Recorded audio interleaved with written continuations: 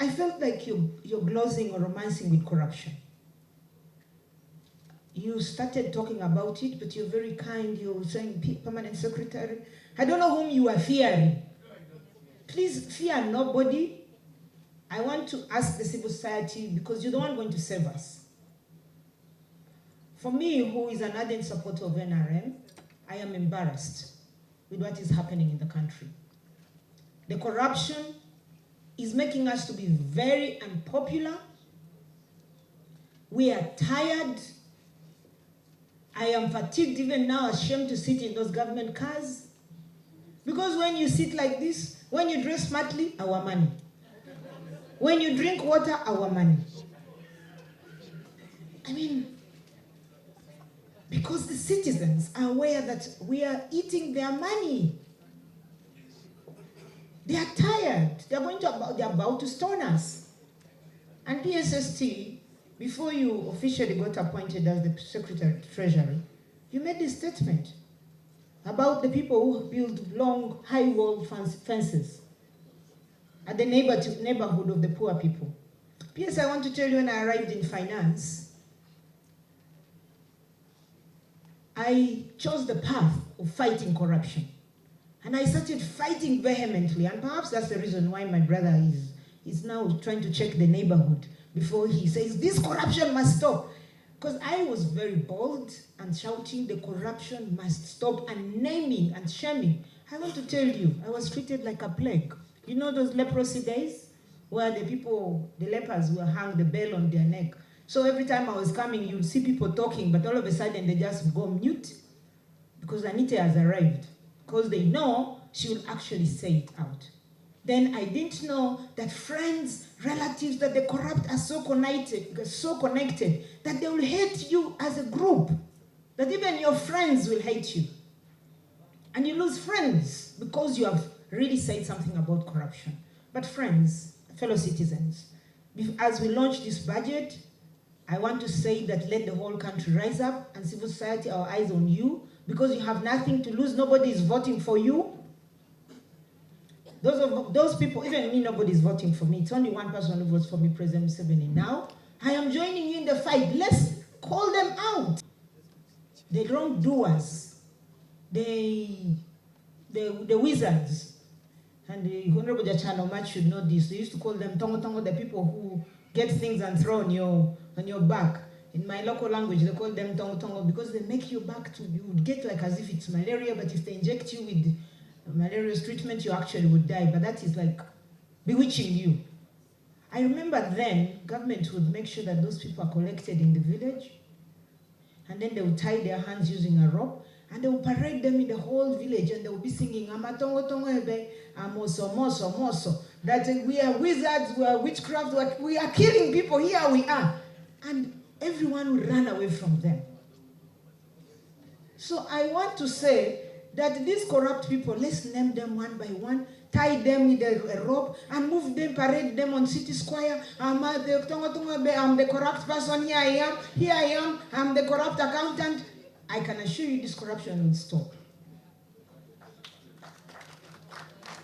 No need for the strings, because I'm told recently it was budget for chasing a web. Locusts, 1 billion, and they say, Anite, why are you asking this question? You keep quiet. I mean, but the truth is, Permanent Secretary, you've done your part, budgeted very well. The challenge now will come at the implementation stage. And as we're doing the implementation, I was actually discussing with a country rep of UNICEF. I was telling him, okay, you've given us the transparency score, and you say we are ranging at 59% on transparency, meaning that we are actually uploading and giving all the information.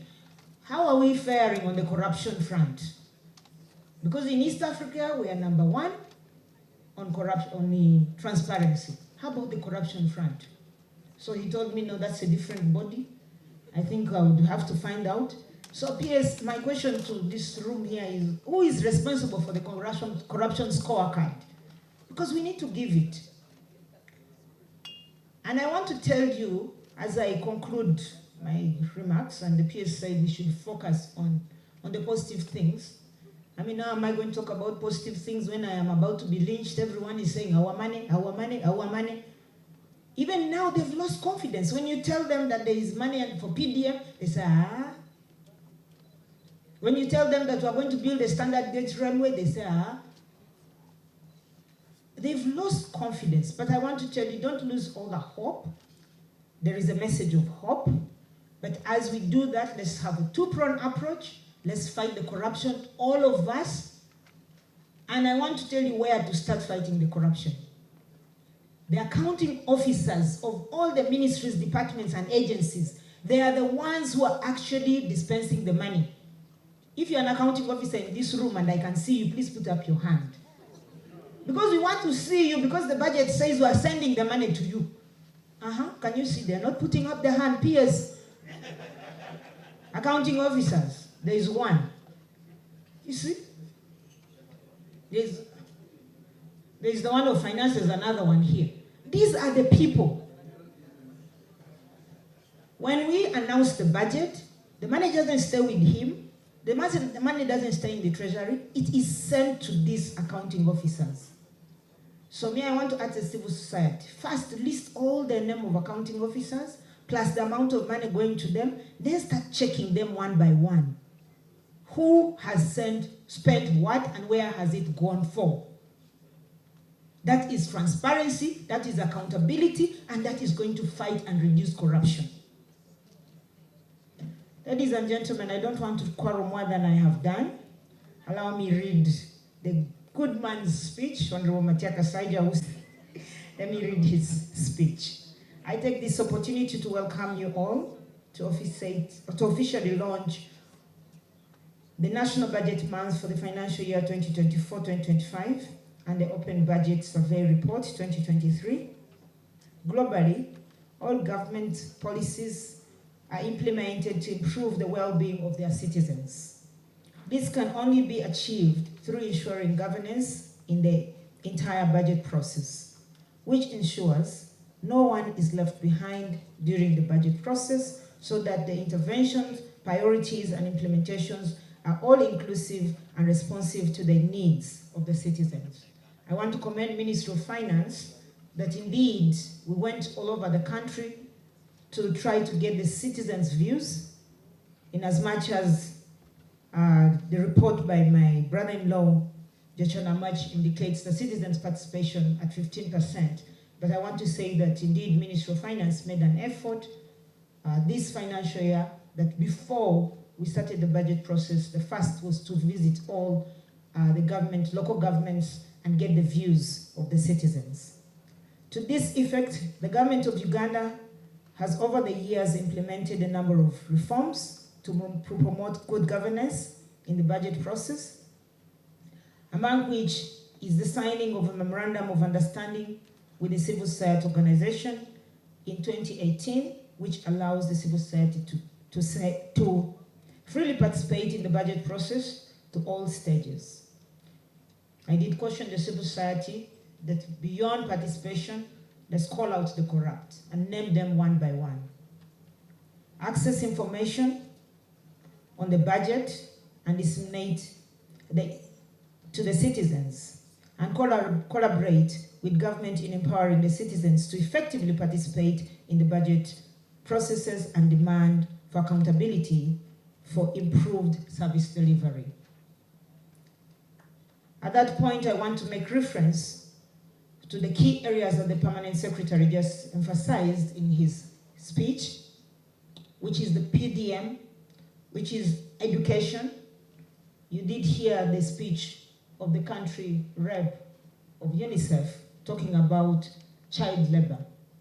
And I want to say that it is indeed government's deliberate effort to eradicate that, and that's why the budget is focusing on investing money in the education sector in this budget, among others. Partnering with the civil society organization to undertake an independent assessment of how transparent and accountable the budget process is, and effectively an efficiency of budgeting oversight function. As government, together with our partners, we believe it is a good practice to bring the budget to the people with discussions on current issues that are of interest to the citizens. I must say that I was very excited that I could see the concerns of the citizens. Now, on the social media, if we're a government that listens, the citizens have actually spoken. And therefore, that I believe that we are a government that listens. That explains why we've been in power for over 30 years. And we will listen to the views of the citizens. As you heard from the Permanent Secretary, we have a number of activities that have been scheduled to take place throughout the budget month period to be implemented in collaboration with the partners to provide an opportunity to the citizens to appreciate what is in the budget. And I want to ask the citizens to seize the opportunities that have been highlighted in the areas of commercial agriculture. Today we talked about the large-scale agriculturists, that there is funding for them in the budget.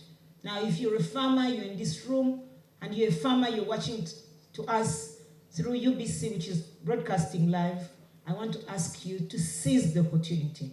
Don't wait to open the book of lamentation and say, I wish I accessed it.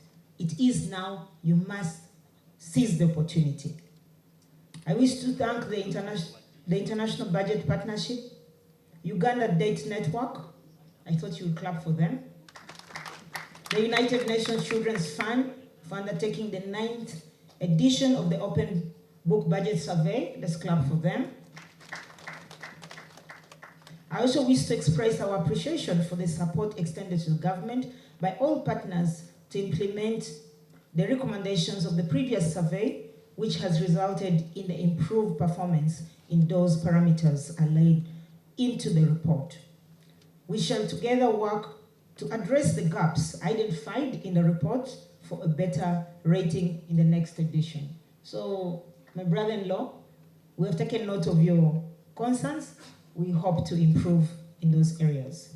I wish to thank the partners for harmonizing the schedule of the National Budget Month activities, taking into consideration the other ongoing government programs. This will enable the ministry's political leadership effective participation in the engagements. With these few remarks, I take the honor to officially launch. Where is the book that I'm launching? Can I have the report? I don't want to say we're going to fight corruption and then you'll find me in it. So I want to say and do. If you can give me that and I launch it. To officially launch the implementation of the national budget activities for the financial year 2024-2025 and the Open Budget Survey Report 2023-2024/2025. May the good Lord bless you all, and let's fight corruption for the betterment of our country. Thank you. That please come back quickly to take your docket, otherwise I'll become unpopular. Because I am stopping travel abroad because I think the minister is like a clearinghouse for travel abroad. And I didn't like that.